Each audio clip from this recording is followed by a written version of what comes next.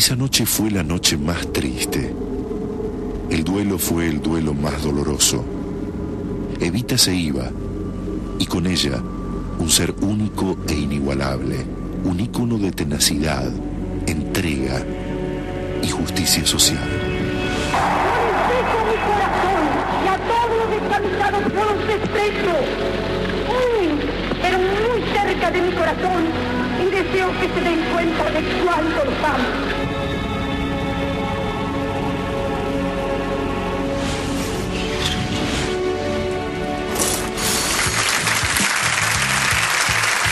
¿Sabe, María Cristina? No puedo evitar pensar que todo esto lo hizo con 33 años, ¿no? O sea, llegó hasta los 33 años nada más, ¿no? Sí, es increíble. Es increíble ver la acción en esos 7 años intensos de labor pública política. Una mujer que tenía 26 años en el año 46 y que murió de cáncer de útero a los 33, y en esos 7 años febriles, urgentes, bueno, fue ayuda social directa ahí a donde había una necesidad, una muleta, una bicicleta, una máquina de coser. Fue al mismo tiempo obras construidas en todo el país, los policlínicos, el plan de 1000 escuelas, los barrios obreros y derechos, ¿no? Sé que vengo de una familia donde se discutía mucho, ¿no? Evita era buena, Evita era mala, y yo, muy alejado realmente de la discusión política, a veces pienso si eso no era como un comienzo del que es actualmente el clientelismo político, ¿no? O eran épocas realmente una necesidad y ella lo hacía desde un lado realmente social. En realidad, en la Argentina del año 45 había una asimetría social tan marcada que toda la tarea, digamos, por empezar a instalar políticas sociales y por instalar esto del cambio de la pirámide, ¿no? De invertir la pirámide social de un país de pocos que pasara a ser un país para todos, con la revolución nacional y social en paz que fue el peronismo, encarnó en Evita con mucha fuerza en estas políticas sociales, ¿no? Esto no era dádiva, era cambiar conceptos. La beneficencia tenía asilos y Evita pensaba en hogares donde tuvieran la misma dignidad las personas y el mismo acceso, ¿no? La búsqueda de la equidad y nivelar muy rápido, en poco tiempo, esa desesperación y esa urgencia.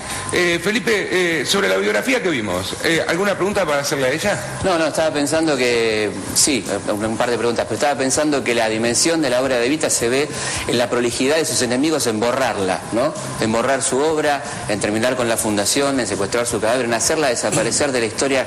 Ahí se ve la importancia de Evita, ¿no? Y te quería preguntar si uno podría establecer, decía ahí Chicha Duhalde, 50 y 50, ¿no? Yo creo que es más, un poquito más Evita, en esa relación de, ¿cómo lo ves vos, no? Esa sociedad política Perón-Evita, ¿cuánto le corresponde a Evita y cuánto le corresponde a Perón?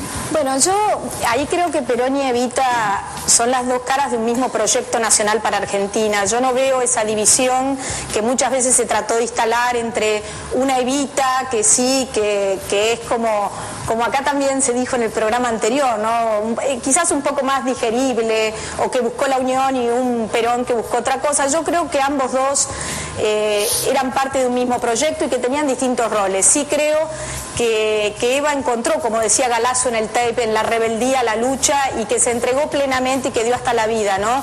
Y que fue la voz de los sin voz. Me parece que ella no solo pega en la razón de los argentinos de su época y de los de hoy, sino que pega en otro lugar que es el corazón, ¿no? Ella instala la categoría del amor en la política, que es algo que en la época del 40 estaba reservado para el marco privado, del amor, de las cosas privadas de la familia. Ella lo instala en la faz pública, ¿no? Me parece que por ahí quizás ella dio la vida, ¿no? Esa es por ahí la diferencia entre los dos, pero de verdad que era un mismo proyecto.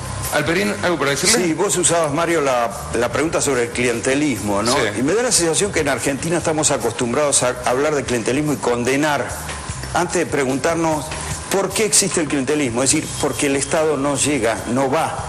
Y el clientelismo, más allá de todo lo perverso que pueda tener, preguntarnos un poco por qué existe, nos daría algunas respuestas de dónde el Estado está ausente. Evita era la única vez que el Estado de Bienestar tuvo un rostro.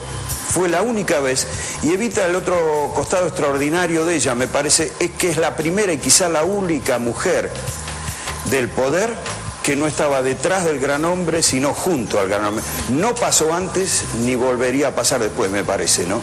Ya vamos a seguir hablando de María Eva Duarte, de Perón, y ahora vamos a ir a la biografía del Che Guevara.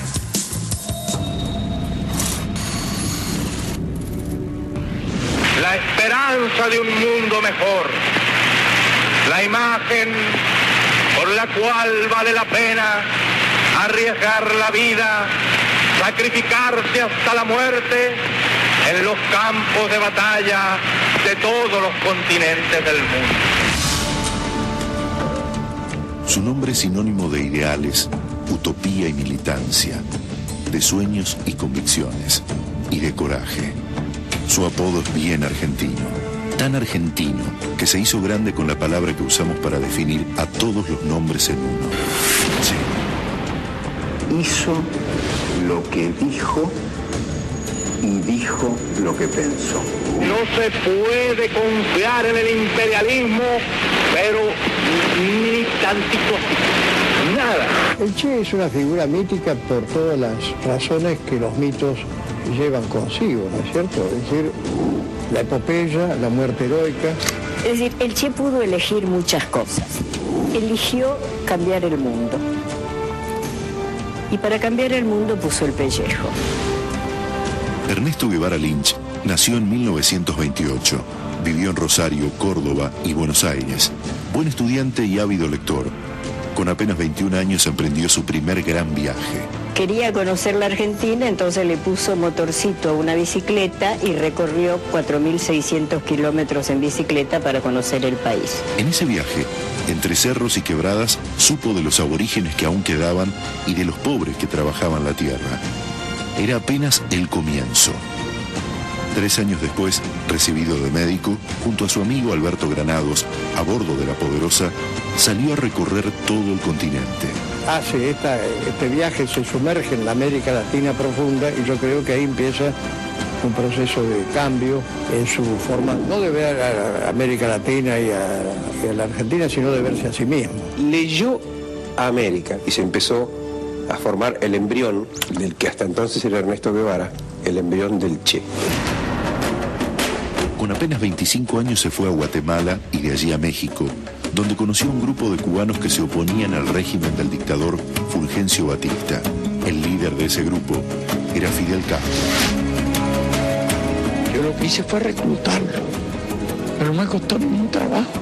Él tenía tal espíritu revolucionario, tal nobleza. Yo considero al Che un hombre mucho mejor que yo, mucho más completo, mucho más cabal. Se unió a nosotros como un médico y resultó un gran soldado.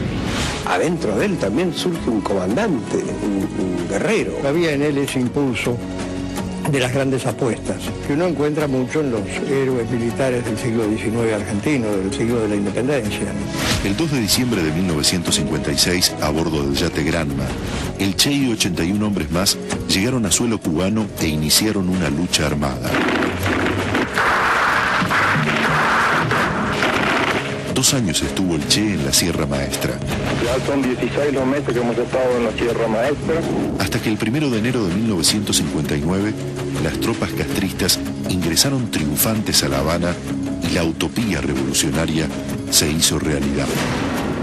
Él entendió la revolución con una entrega de la vida total, sufriendo lo que le pasaba al otro como propia, y él lo dice, ¿no? Cuando todos entendamos que lo que le pasa al otro nos tenga que doler hasta sangrar, ahí recién vamos a ser libres. Una vez se enteró él que en su casa estaba comiendo más que los restos de los cubanos, y el Che se puso furioso y pidió que le dieran la misma cuota. Es decir, el Che es muchas cosas, y una de ellas es la bandera de la ética, llevada hasta a su máximo extremo. Los pueblos que han decidido luchar por su libertad y mantener la libertad alcanzada, no se pueden dejar intimidar por eso.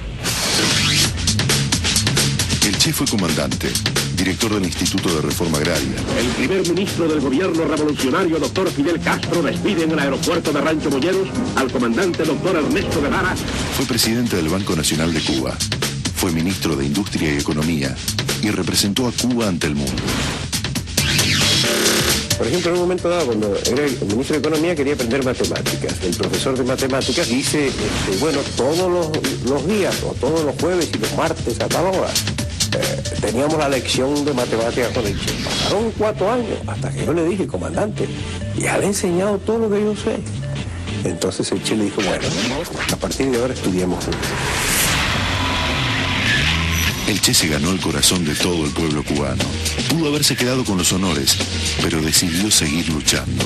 Fue al África, peleó en el Congo y en 1966 viajó a Bolivia para llevar adelante su máximo sueño, la revolución en Sudamérica y sobre todo en Argentina. Me digo solo una cosa, yo lo que quiero es que cuando triunfe la revolución no me prohíban por razones de Estado volver a Argentina para hacer la revolución.